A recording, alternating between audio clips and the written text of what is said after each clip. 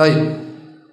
Jadi orang yang bertobat dan beristighfar kepada Allah Subhanahu wa taala, Allah berikan dia sukses di dunia. Allah mudahkan urusannya. Orang yang sering beristighfar, kalau dia berdakwah insyaallah dimudahkan dakwahnya. Kalau dia seorang pedagang insyaallah dimudahkan dagangnya ya. Kalau dia berniat menjalankan sunnah insyaallah dimudahkan menjalankan sunnahnya. Sampai saya bercanda kepada sebagian teman, ente selalu gagal poligami karena banyak maksiat, kurang istighfar. Bercanda ibu-ibu ya enggak? Kalau ente ditolak, astagfirullah, biar diterima. Dan intinya semua problematika ini karena apa? Karena dosa. Antum yakin atau tidak? Yakin, sudah, itu karena dosa. Ma asabaka min sayyi'atin fa min nafsik. Apapun keburukan yang menimpamu karena kesalahanmu. Baik, ini di dunia Allah berikan ketenangan, Allah berikan solusi. Terlebih lagi di akhirat. Terlebih lagi di akhirat. Kalau seorang bertobat kepada Allah Subhanahu wa taala, maka Allah akan ampuni dosa-dosanya sebanyak apapun. Sebanyak apapun, sebanyak ya buih di lautan, sebanyak ya tetesan air hujan, sebanyak jumlah butiran pasir di alam semesta, sebesar bumi ini. Kalau kamu bertobat, Allah akan ampuni dosa-dosamu. Mudah bagi Allah. Tidak ada dosa sebesar apapun di hadapan Allah jika seorang bertobat. Karena Allah Ghaffar, Allah Maha Pengampun. Allah Ghafur, Allah Ghafir. Sebanyak apapun dosa dilakukan, kalau dia bertobat diterima oleh Allah. Berulang-ulang 1000 kali dia lakukan, Allah akan ampuni. Ya. Karena Allah Maha Pengampun dengan cara dia bertobat. Makanya taubat ini adalah ibadah mungkin sangat dibenci oleh iblis. Kenapa iblis? Bayangkan kalau ada iblis ya, iblis menggoda seorang. Orang ini mungkin sudah bermaksiat 80 tahun mungkin. Dari sejak lahir maksiat. maksiat 80 tahun. Iblis sudah sangka ini jadi teman saya nanti di neraka. Oh, 80 tahun maksiat. Syirik, musyrik, bunuh orang semuanya. Begitu umur 81 dia bertobat. Gagal enggak iblis? Gimana enggak nyikir? Kurang ajar nih orang. Di ujung-ujungnya malah bertobat. Allah ampuni seluruh apa? Dosa-dosanya.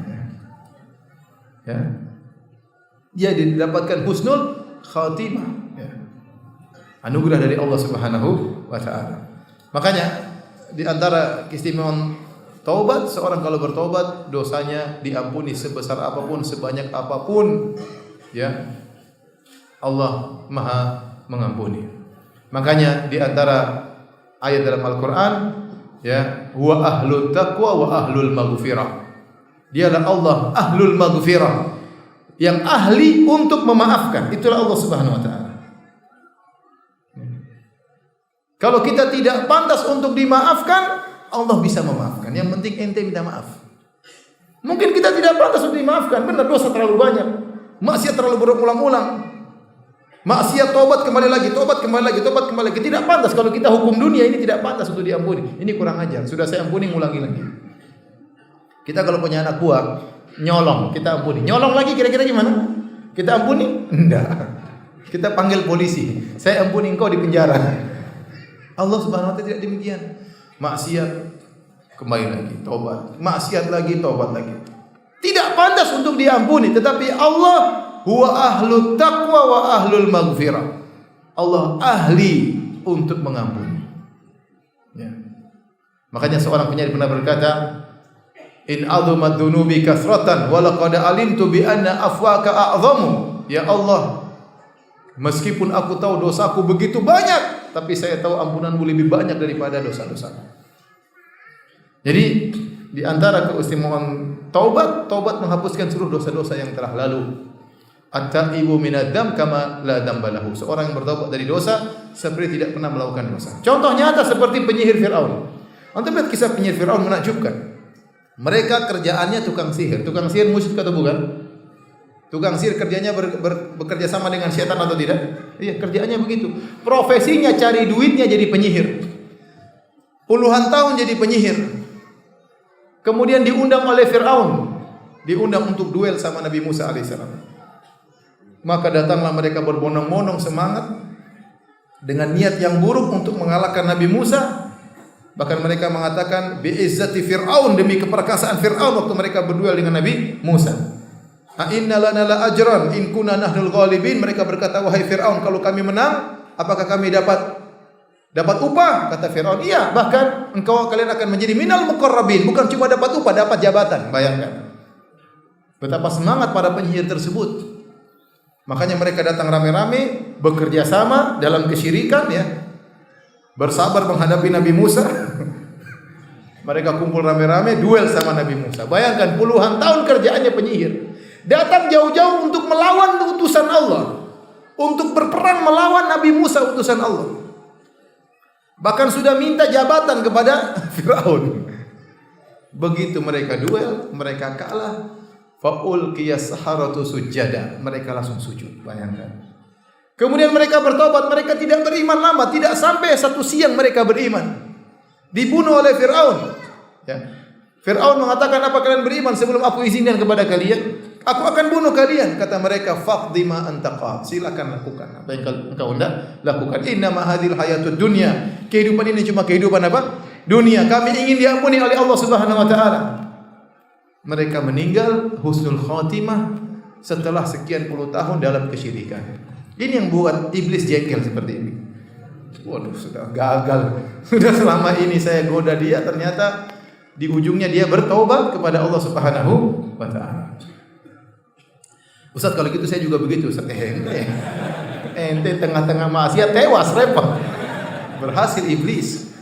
Berhasil.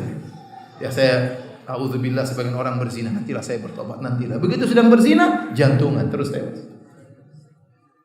Seorang nonton film porno, nantilah saya bertobat habis ini. Lagi 2 seri, 3 seri. Kalau lagi nonton tewas, coba masa.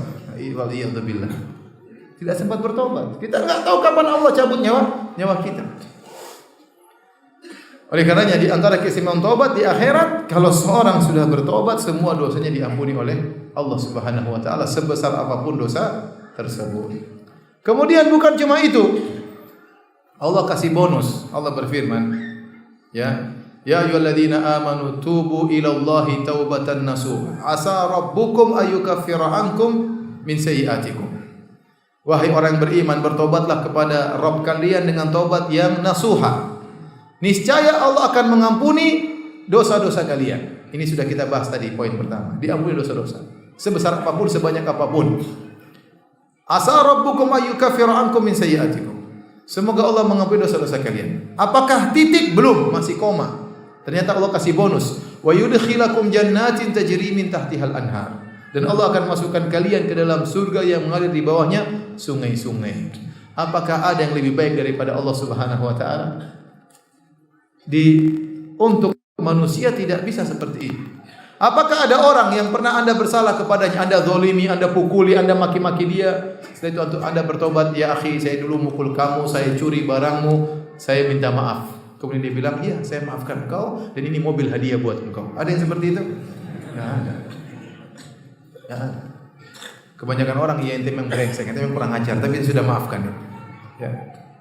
Allah, tatkala Anda bermaksiat kepada Allah, durhaka kepada Allah, setelah Allah berikan berbagai macam nikmat kepada Anda, nikmat pandangan, nikmat kesehatan, nikmat berbicara, nikmat pernikahan, nikmat istri, nikmat anak, nikmat berbagai macam kenikmatan, Anda bermaksiat, membangkang perintahnya, durhaka atas perintahnya, kemudian Anda kembali kepada Allah, Allah ampuni segala kesalahan tersebut tanpa mencela Anda, tanpa memaki Anda.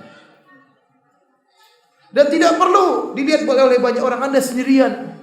Anda silakan bermunajat kepada Allah. Sungguh maha indah Allah Subhanahu wa taala. Sungguh maha baik Allah Subhanahu wa taala. Kita kalau minta maaf sama orang, betapa banyak pertanyaan kepada saya, Ustaz, saya minta maaf, orang yang tidak memaafkan saya.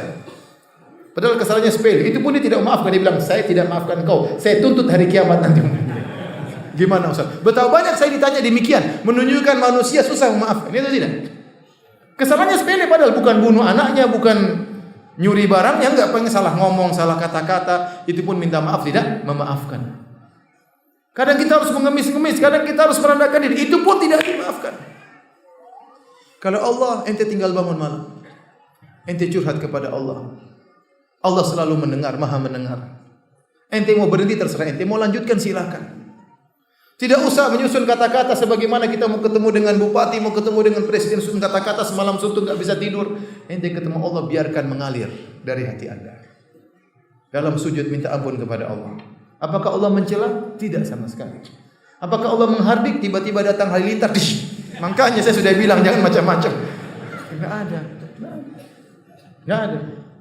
Ente tinggal minta maaf, tinggal menangis di depan Allah, semuanya telah selesai. Bukan cuma itu, dikasih bonus surga. Saya bilang tadi tidak ada manusia yang minta maaf sama dia, kemudian dia bilang, "Iya, saya maafkan kamu dan ini rumah buat kamu." Enggak ada. Ini cewek cantik buat kamu, apalagi? Ini Allah, ente salah, ente minta maaf, ente diampuni, dikasih surga, dikasih istana, dikasih bidadari. Apalagi yang kurang? Apalagi kurang baiknya Allah Subhanahu wa taala. Maka sungguh benar perkataan Nabi SAW, "Lallahu arhamu bi ibadihi min hadhi bi waladiha." Sungguh Allah lebih sayang kepada hambanya daripada seorang ibu terhadap anaknya. Bahkan seorang anak waktu salah sama orang tuanya, sama ibunya, terkadang ibunya tidak memaafkan. Terkadang ibunya marah dulu, terkadang ibunya maki dulu baru memaafkan. Itu ibunya sendiri. Allah tidak pernah begitu. Allah tidak pernah begitu. Biar Anda tahu bahwasanya Anda memiliki Tuhan yang sangat sayang kepada Anda. Jadi orang kalau bertobat kepada Allah di akhirat, diampuni dosa-dosanya, bahkan dikasih bonus surga oleh Allah Subhanahu wa taala. Bahkan ditinggikan derajatnya. Makanya dalam ayat kata Allah Subhanahu wa taala, ya illa man tab. Coba Allah bercerita tentang orang pelaku dosa besar. Kata Allah, walladzina la yad'una ma'allahi ilahan akhar. Wa la yaqtulun nafsa allati harramallahu illa bil haqq wa la yaznun. Ini 3 dosa paling besar. Dan orang-orang yang tidak berbuat kesyirikan, dan orang-orang tidak membunuh orang lain, dan orang-orang tidak berzina. Wa may yaf'al dzalika yalqa athama. Barang siapa melakukan dosa ini, syirik kepada Allah, berzina, membunuh orang, yalqa athama, dia akan mendapatkan dosanya pada hari kiamat. Yudha'af lahul adzabu yaumal qiyamah. Maka pada hari kiamat dia akan dilipat gandakan dosanya. Siksaannya akan dilipat gandakan. Dikekalkan dalam neraka jahanam. Setelah itu Allah mengatakan illa man taba, kecuali orang yang bertobat, wa amana wa amila amalan salihan, kemudian dia beriman dan beramal saleh. Kata Allah, faulaika yubaddilullahu sayyi'atihim hasanat. Mereka ini dosa-dosanya dirubah menjadi kebaikan. Bayangkan, maksiatnya dirubah jadi pahala. Apa yang lebih indah daripada ini? Apalagi yang lebih baik daripada ini? Maka kalau Anda ingin sukses dunia maupun di akhirat, perbanyak bertobat kepada Allah Subhanahu wa taala. Maka saya ingatkan para hadirin, ya, kita diajarkan oleh Nabi SAW istighfar di pagi hari, petang hari. Anda boleh istighfar 100 kali di pagi hari, istighfar 100 kali di petang hari. Anda bisa baca doa sayyidul istighfar di pagi hari dan petang hari. Habis salat kita istighfar, astaghfirullah, astaghfirullah, astaghfirullah. Habis salat malam, wabil ashari hum yastaghfirun. Dan di waktu sahur mereka beristighfar. Itu kebiasaan orang-orang soleh, selalu banyak istighfar kepada